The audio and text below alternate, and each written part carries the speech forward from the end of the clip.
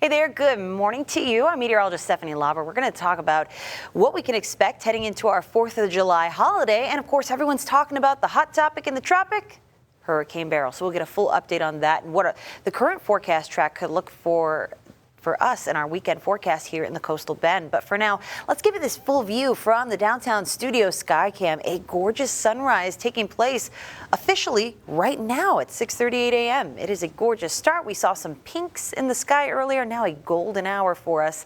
We're saying goodbye to those more vibrant sunrises and sunsets, at least for now, as Saharan dust exits the coastal bend, but we'll likely see it coming back as we head on into the weekend. More on that in just a bit. Right now, here's what you're looking at as you head out the door in your neighborhood along the coast. We're in the 80s, feeling like the lower 90s. So we had a little bit of a break from the numbers in yellow, that heat index or feels like temperature being closer to the middle 90s. But yeah, that humidity is coming back into play as we say goodbye to the Saharan dust. But it's a small increase. You'll notice it more so, I think, heading on into this afternoon.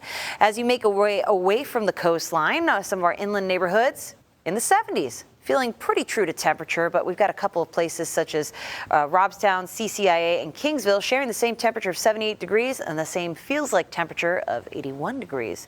Either way, here's how the rest of our day will shape up. Corpus Christi is going to be saying goodbye to the clouds. More sunshine coming out this afternoon, and that's going to help us get to those middle and even upper 90s, at least for a brief time. We have an afternoon high temperature of 97 degrees, but you'll notice a little more wind today from the southeast, so it is a humid direction.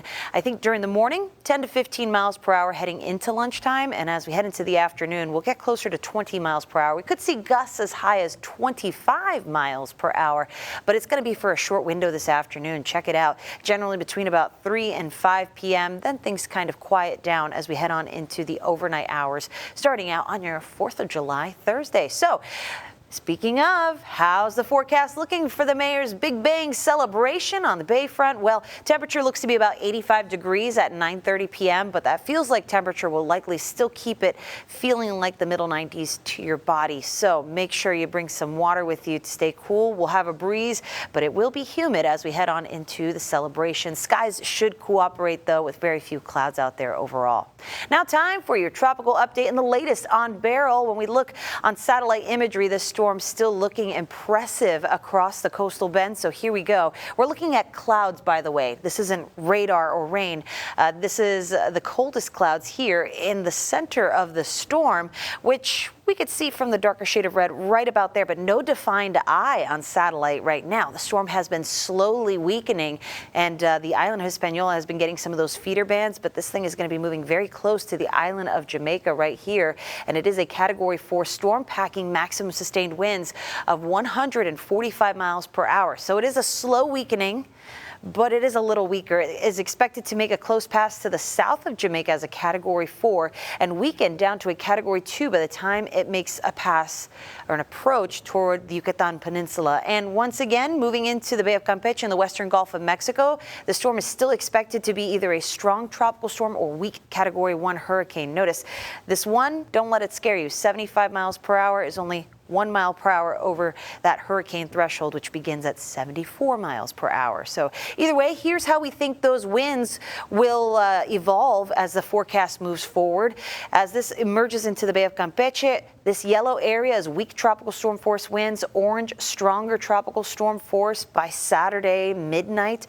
Heading on into its approach to the Gulf Coast of Mexico and South Texas, strong tropical storm expected as it makes landfall currently to the south of the RGV. They may still experience some weak tropical storm force winds in Brownsville. So we'll keep an eye on this forecast, but that's how it looks now. The next update comes out in about 20 minutes, so we'll keep you up on the very latest in our hurricane blog on our website. That's christv.com, right there on the home page.